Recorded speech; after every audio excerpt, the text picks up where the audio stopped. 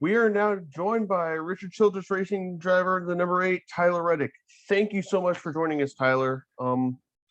Obviously, this is your home race coming out to Sonoma Raceway. What does it mean to finally come home and race at Sonoma? Well, there's a lot of unknown. I've never physically logged a lap at Sonoma in my life, and the first one at speed that I'll get is at the start of the Cup race. So that's going to be a very rapid. I'm gonna have to learn very rapidly, and I'm excited about it. But yeah, you can't help but be nervous because you're gonna be going into some of these corners again, that are blind and with all the elevation change. For the first time at speed is a very interesting thing. So the pressure's going to be on. You have to get up speed really quick, but starting 10th, we'll be around some pretty good cars. So I'll be able to learn from them rather quickly, I would expect. Are you kind of happy to come home to a race where it's not going to rain? I know Circuit of the Americas was a wet one last time you guys went road course racing. Are you excited for it to kind of be nice warm weather per se, slick weather for your tires? I mean, it's a completely different ball game here. Yeah, I haven't gotten a chance to look at the forecast yet, but the surface when you compare Sonoma and Coda, honestly, not much different. So that'll be nice, being that we were just there a couple weeks ago. But in how you make lap time and race the track itself, very, very different. But yeah, I would love to know that it's not going to rain on Sunday when we run our race at Sonoma. So you being a local guy, have you come out west anytime? Are you coming out west anytime early to spend some time with family, or do you have any plans for this weekend? I know Kyle Larson said he's coming out early this weekend to spend some time with his family. Yeah, we actually fly out tomorrow afternoon, and we're shooting a piece with Fox, kind of going around the hometown, kind of showcasing some of the things that I did before moving east and really chasing after the dream of racing and NASCAR and racing in other forms of dirt and whatnot. So I get to come out a couple days or a day or two early, but it's the day's kind of been loaded up and filled with a bunch of filming and stuff. So just gonna wait to see. Sorry about that noise. Yeah, no worries. Yeah. Anyway, you get to wait. That doesn't happen, but normally I have to wait, or I don't know what time I'm gonna have when the day's all done. I don't know if I'm flying right back out immediately to get Sonoma, or if we're driving to Sonoma. I'm not totally up to speed on what's gonna happen once we get there. Hopefully I have some time to do some things. So I know you guys have an iRacing event tonight that is on the Chicago street course, Yeah. but have you been putting in much time on the simulator this week to prepare for the Sonoma race? Yeah, absolutely. Whether it's Sonoma or mile and a half race like Charlotte, whatever the case may be, a lot of time goes into preparing for these races. Sonoma, there's more to learn with more corners. Some more things you can do to the car that is kind of straightforward. Where on the mile and a half, it's very aerodynamics dependent and body build dependent. So when you do the road courses and the short tracks, it's a little bit easier to make sure all the little details are properly added up. So you're getting some pretty accurate sim time. So yeah, we've been spending a lot of time on Sonoma to prepare. I'm actually, when I get done here with you, I'm hopping back in my truck and driving to Huntersville, 20 minutes away, to do some more work with the team and just doing the final touches, I guess, on my end. The car is going to be loaded tonight and gone. So just working on me stuff and make some little tweaks to the car and our setup if we need to. Well, you kind of mentioned earlier the fact that, Sunday will be your first lap's turn.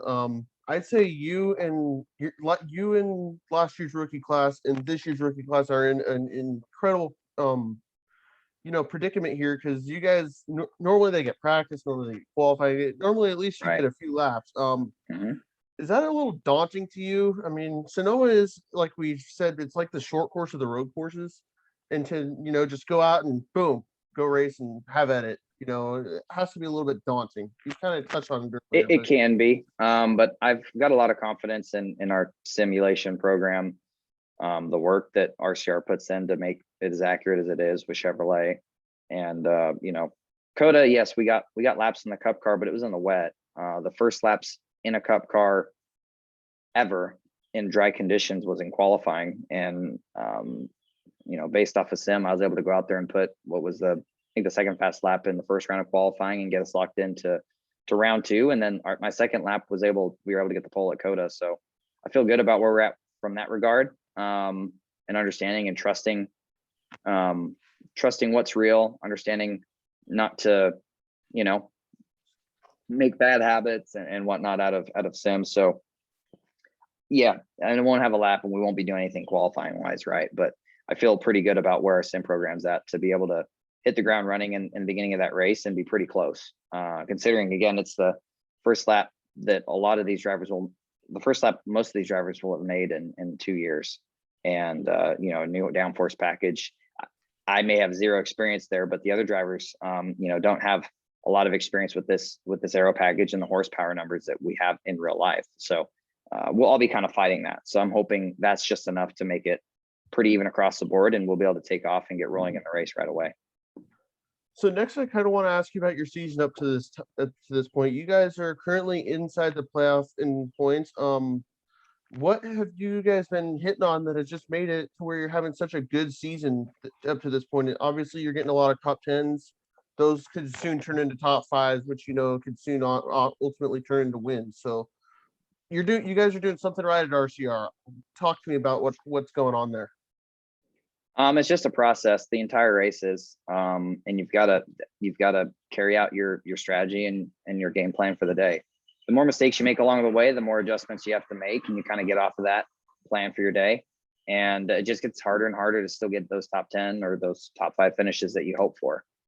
So, just as a team, we've been doing a better job from start to finish, minimizing the real big mistakes that really took those days that we could have ran in the top 5 and turning them into days we finished outside the top 20. And we still make mistakes. Absolutely. I made a number of mistakes in the race at the Coke 600, but the mistakes I made only were costing me 3 or 4 spots instead of 25 spots, having to go to the tail or getting damage on the car. So we're racing just as hard, but we're being a little bit smarter about it, and understanding, what is realistic. We had a bad tendency to kind of be cowboys and just try and just throw things at a race car to make it faster on days that we just needed to really understand. Yeah, it would be great if we can make this car go from a 15th place car to a winning car, but the chances of us actually doing that are slim to absolutely none. And it's all about taking that car that's going to run 15th and tweaking on it a little bit and finding a way to get 10th with it, and not taking that car and turning your whole day around to where you don't even finish in the top 20. Well, I mean, you could make the argument that you and Austin have been the next best Chevy team this year behind obviously Hendrick Motorsports, and we've seen what's happened ever since the engine collaboration last year. So I'd say that you guys are really just doing a really good job this season, both of you at RCR, Austin and his team, and you and your team. Well, thank you. Yeah, it's been nice to start training in the right way. There was definitely a long period of time there last year though, where it would have been so easy to just start doubting all the work and everything you're putting in. But that's what makes it hard. You got to work and never quit trying things. You never know when you're finally going to hit on something. And for us, we're starting to do that better and better, but for sure, we still have plenty of ground to go. And that's what's exciting in all of this as well. What are any final thoughts here as we head to Sonoma this week? We kind of touched on the home track part. Any final thoughts? And also maybe give us a preview of tonight's iRacing event so that the fans what they can expect there. Yeah, I am excited for Sonoma, but yeah, there are some unknowns in reality. I've heard how the fall off kind of is and what that's like, but really feel good about the line and where I'm at there. And understanding what things you can push and what things you can't push at Sonoma. Feeling better about what we worked on there. AJ Allmendinger's been a huge help with me on that as well. So I feel good about that. The iRace tonight, it sounds like there was some last minute tweaks done to the setup of the car, or the next gen car from when I drove it a little bit last week. So yeah, I guess I think it's 12:30. I got about 30 minutes or so, or when I get off the phone with you, I'll be able to hop in and do some laps, and that'll be the last chance I get to make laps and feel it out before the event tonight. But it's a really tight course. It's very unforgiving. But I really like it because I really enjoyed some of the quirkiness that the Roval had. It has some like street course moments and tight feels going through turn 1 and 2.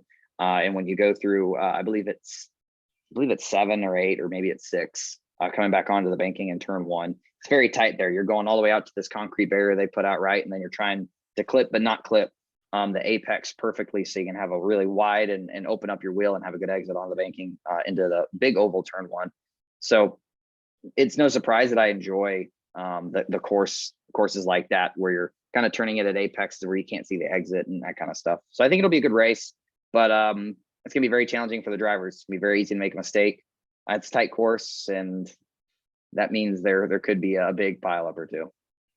Great. Thank you very much, Tyler. Once again, we were joined by Tyler Reddick, driver of the number 8, Richard Childress Racing Chevrolet.